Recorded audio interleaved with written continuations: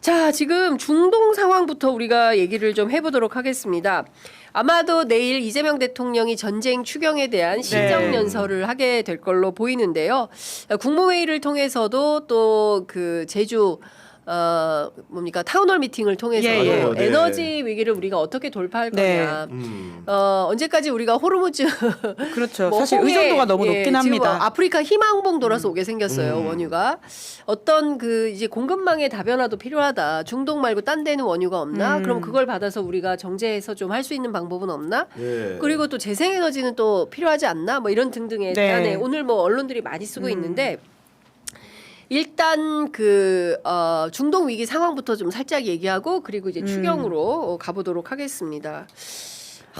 트럼프가 폭주를 하고 있어요. 폭주. 네. 근데 내일 오전에 또 한국 기준으로는 내일 오전 10시에 또 뭔 기자회견을 하면서 입장을 밝히겠다라고 하고 있는데 그만하라고 좀 전해주세요. 어제 오늘 워낙 상황에 따라서는 말을 바꾸다 보니까 그것도 못 믿겠다라고 하는 건 있는데 그러니까 오늘이 4월 1일 그러니까 만우절이잖아요. 그래서 당장 맡기는 댓글에 미국 기준으로는 그날이 4월 1일이라는 거예요. 지금 만우절이 거짓말 아니냐 이런 식의 신뢰를 못 받고 있어가지고 어떤 말을 하더라도 사실 지금 장기전에 수렁이 빠졌다라고 하는 평가를 안 받는 건 어려운 것 같고요. 이제 그래서 트럼프가 셀프 승전을 선언할 수 있다고 하더라도 과연 그게 그렇게 끝날 수 있느냐라는 문제는 있는 것 같습니다. 그렇죠.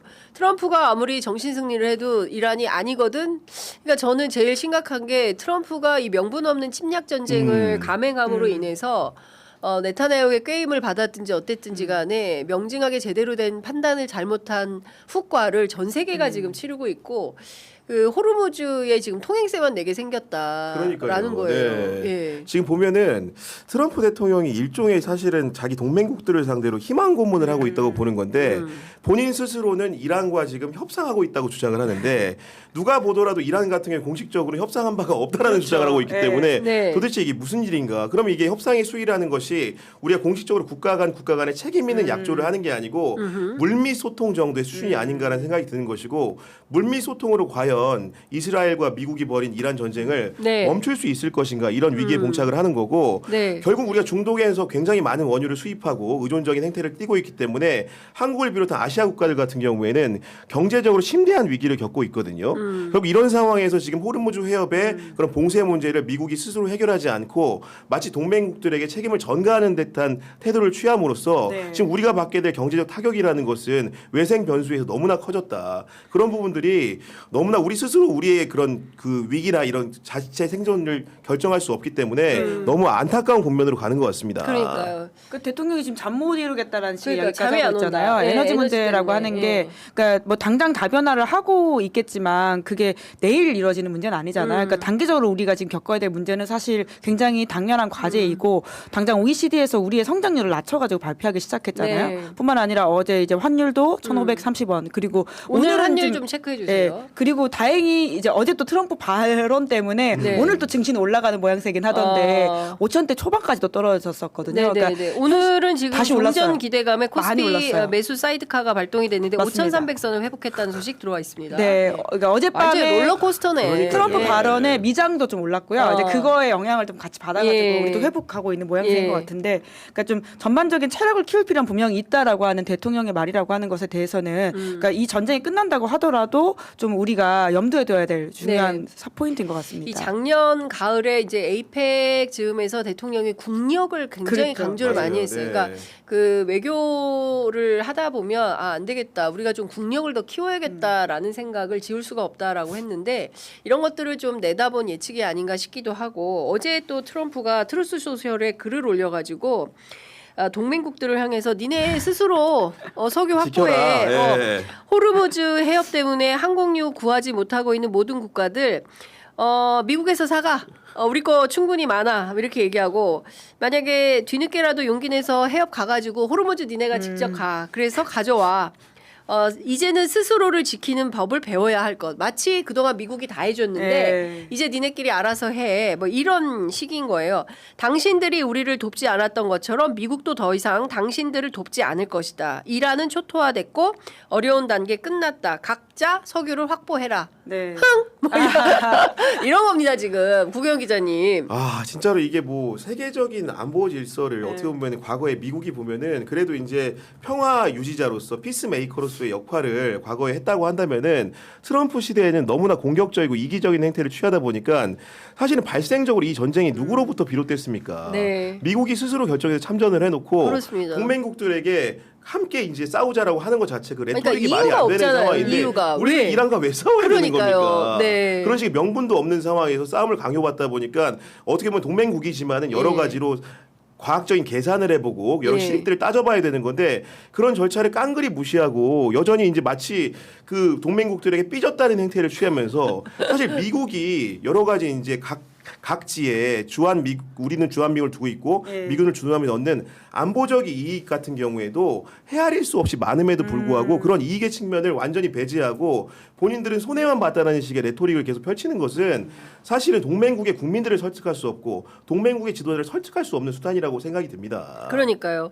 이 명징한 것은 명분 없는 불법 침략 전쟁이라는 거예요. 그렇죠. 그렇죠. 네. 그러니까 베네수엘라에서 마두로를 체포해 가고 로드리게스를 세워서 이른바 친미 정권을 세울 수 있다라는 오판 속에서 이란도 그렇게 할 수 있겠다라고 착각을 했는데 이란은 그런 나라가 아니거든요. 그렇기 때문에 이것은 앞서 이제 김은지 기자님 설명해 주신 대로 깊은 전쟁의 수렁 속으로 미국이 스스로 걸어 들어간 꼴이 돼버린 것이고 이후에 벌어질 일은 지금 국제사회 의 여파가 너무 크기 때문에 특히 이 원유 수급입의 차질을 빚으면서 세계 각국이 지금 다 고통을 받고 있는 거 아니겠습니까? 그러니까 사실 세계 각국의 고통도 고통인데 이게 당장 미국의 고통이라고 하는 차원에서도 우리는 여튼 오부제를 실시하거나 이렇게 하면서 대중교통이 상대적으로 발전되어 있는 곳이고 물론 뭐 지방에 계시는 분들의 고통은 좀 더 클 수 있겠습니다만은 미국처럼 사이즈가 큰 나라 그리고는 자동차라고 하는 발이 없으면 움직일 수 없는 나라는 아니거든요. 미국 살다 오셨잖아요. 네, 뭐 이제 1년 잠깐 살았는데 자동차 없이 슈퍼 갈 수 있어요? 차 없이는 정말 어렵습니다. 사실 한국인의 근성으로는 걸어서 10분 거리 갈 수 있거든요. 근데 미국 사람의 상식엔 그게 불가능해요. 아, 10분 못 걸어가요? 네, 그 심지어는 도로가 잘 안 되어 있어요. 어제 저는 청와대에서 경향신문까지 30분 걸어갔습니다. 네, 훌륭하십니다. 날이 좋아가지고 또 걷기 좋잖아요. 걷기 좋아요. 근데 미국은 덥더라고요. 기본적으로 걷는다라는 개념이 별로 없기 때문에 인도도 잘 안 되어 있어요. 그래서 내가 걷고 싶어도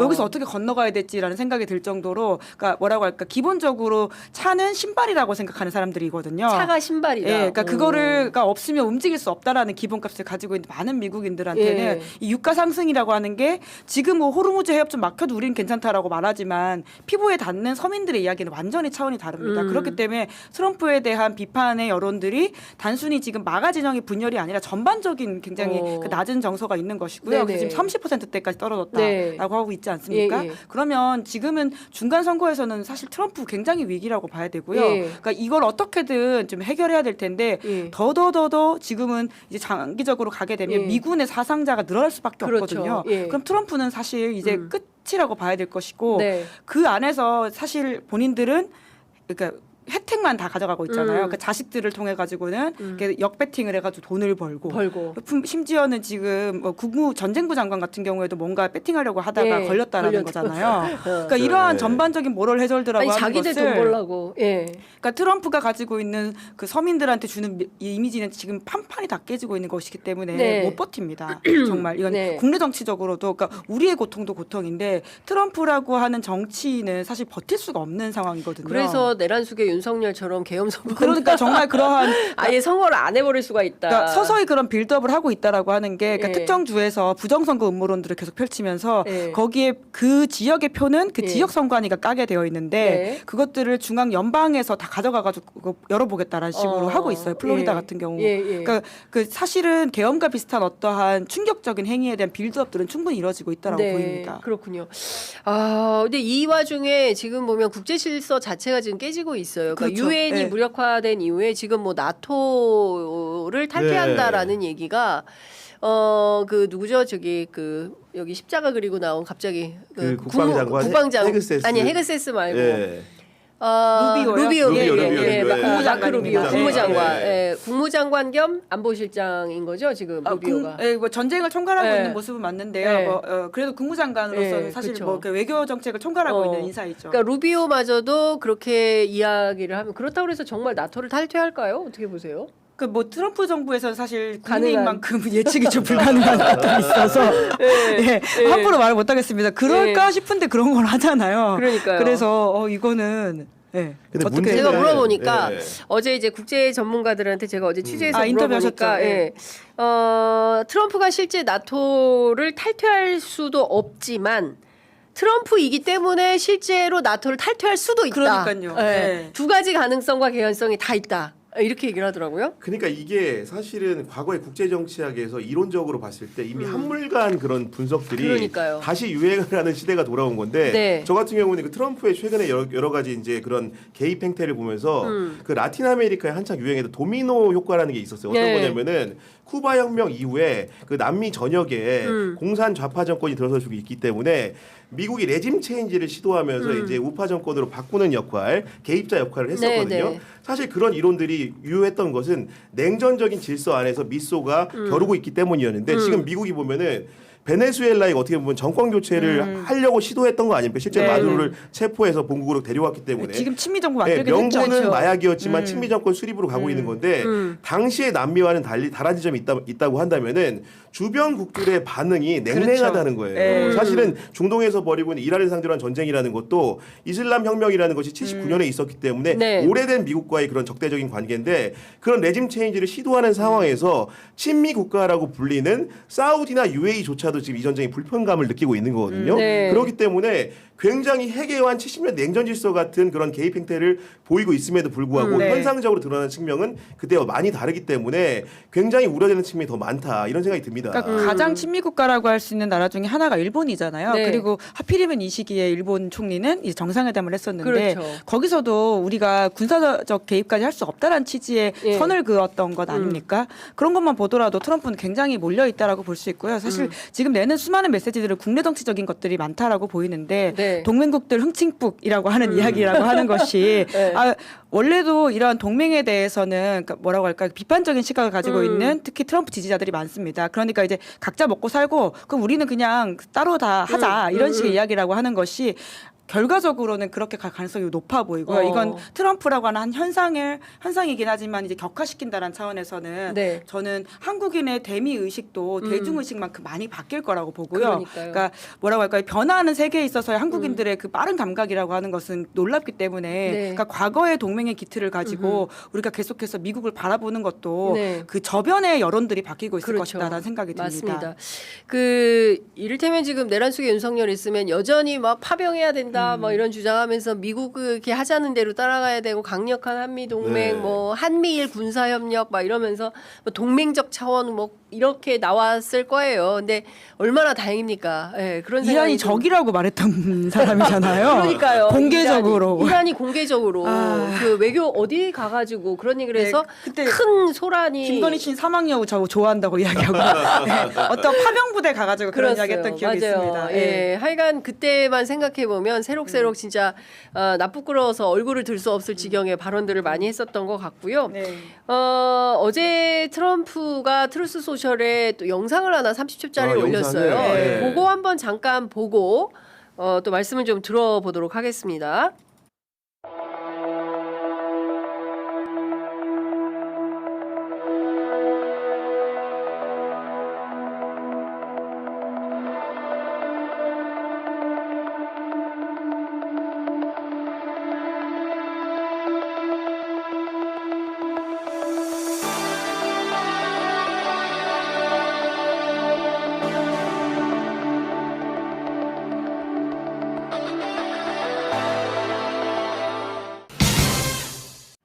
네. 자, 이것은 트럼프가 트루스 소셜에 어제 특별한 설명 없이 약 30초 정도 되는 폭발 영상을 올린 건데요. 월스트리트 저널에 따르면 이란 중부 이스파한 지역의 탄약고에 약 2,000파운드급의 벙커버스터 폭탄을 투하한 장면이다. 네. 이렇게 보도를 하고 있습니다. 뭐 이제 계속 전쟁하겠다 이렇게 봐야 될 것 같은데 이란 반관영 파르스 통신에 따르면 이스파한의 일부 군사 시설이 공습에 따라서 큰 타격을 입었다 이렇게 보도를 하기도 했습니다. 그러니까 이 전쟁을 멈출 뜻은 없어 보이기도 한 것 같아요. 네. 네. 그리고 이제 점점 전쟁의 양상이라고 하는 것이 기술의 발전을 의해서 우리가 바로 코앞에서 볼 수 있을 만큼의 상황이 되었거든요. 그렇기 때문에 무언가를 속이거나 전황에 대해서 본인들이 유리하게 뭔가를 말할 수 있는 상황은 아닙니다. 네. 그러니까 트럼프는 끝없이 본인이 유리하고 잘하고 있다는 걸 보여주려고 할 텐데 상대편도 그만큼의 기술을 가지고 이 전황을 보여줄 수 있는 상황이기 때문에 네. 그렇게 쉽게 속일 수 있지 않다. 우리가 이미 러시아 우크라이나 전쟁에서도 보지 않았습니까? 그렇습니다. 그 마이크로 드론들이 가면서 거기에 다 영상 그런 카메라를 심어가지고 실시간으로 볼 수 있기 때문에 네. 사실 동시에 굉장히 끔찍하다는 생각이 들긴 그렇습니다. 하는데 우리가 전쟁을 받아들이는 감각도 되게 달라졌다라는 걸 알아야 됩니다. 저는 네. 최근에 이제 저런 영상 보면서 그러니까 2002년도에 조지 W 부시가 엑식스 오브 이블이라고 악의 총 얘기했잖아요. 네. 그러면서 네. 언급한 세 개 국가가 네. 이란, 이라크, 북한이에요. 맞아요. 사실은 이라크는 네. 사담 후세인 정권이 붕괴가 됐죠. 사실 호메이니가 이제 죽었기 때문에 그 이후에 존속은 되고 있습니다만은 이란의 차례가 온 겁니다. 그렇죠. 그러면 그 연역에 따르면 다음 차례는 어디일 수 있겠습니까? 그렇게 되기 네. 때문에 우리 사실 한반도 평화라는 것을 민주정부에서 주장을 하고 유지하고 계승하려고 노력을 했지만 네. 그 정권 교체라는 부침을 겪으면서 예. 남북 관계가 굉장히 악화된 상황이고 게다가 외생 변수로서 미국이라는 나라가 트럼프라는 사람에 의해서 지시를 받고 있기 때문에 네. 사실은 이년 전장이라는 것이 언제든지 간에 중동에서 한반도로 옮겨오지 못하리라는 법이 없는 것이고 저런 폭파 영상을 보게 되면은 저게 남의 일이 아닐 수도 있겠다는 생각을 가끔 하게 되거든요. 네. 그렇기 때문에 굉장히 이렇게 한반도의 평화라는 것이 언제든지 위협받을 수 있다. 이런 한반도 질서 속에서 우리 그 대한민국이 어떤 식의 이정표를 갖고 외교를 해야 될 것인가라는 문제를 근본적으로 형찰을 다시 해야 된다고 네. 생각합니다. 그런 측면에서 어제 세계일보하고 문정인 교수. 문정인 선생님, 문정인 신부님이시고 예, 두 분도 훌륭하시죠. 예, 문정인 교수께서 이제 인터뷰를 예. 했는데 북한은 남한의 존재에 대해서 굉장히 고마워해야 된다. 이를테면 이스라엘의 네타냐후가 예. 그러니까 트럼프를 꼬여가지고 이란을 치는 공습하는 방식으로 폭격을 하고 있는데 예를 들어서 우리가 미국하고 짜고 북한을 칠 수도 있는 거잖아요. 그럼요. 네. 그렇기 때문에 이제 한국이 끊임없이 이제 한반도 평화를 위해서 항구적인 한반도 체제, 네. 한반도 평화 체제를 구축하려고 하는 것에 대해서 굉장히 고마워해야 된다. 이제 이런 메시지를 던지셨는데요. 아주 유의적절한 말씀이 아닌가라는 생각이 좀 들기도 했고 아이러니한 게. 사담도 그리고 이제 그 하메네이도 네. 없었어요. 핵무기가. 그때, 예. 북한은 그러게, 있어요. 결과적으로 더 고도화시키고 있죠. 더 고도화시키고 있고 핵무력 완성을 선언한 게 2018년이거든요. 그러니까 헌법에도 넣고. 예. 그렇습니다. 그러니까 참 아이러니하다. 그러니까 결국에는 김정은 위원장 입장에서는 핵을 갖기를 너무나 잘했다. 이제 이런 생각이 들지 않겠냐라는 전문가들의 해설도 있는데요. 이란 전쟁과 관련해서는 앞으로 더 위기가 더 증폭될지 아니면 내일 말씀해주신 대로 10시 기자회견을 통해서 제발. 끝났다. 예. 종전 땅땅땅 이렇게 선언하고 갈지 좀 지켜봐야 될 것 같다라는 생각이 좀 듭니다.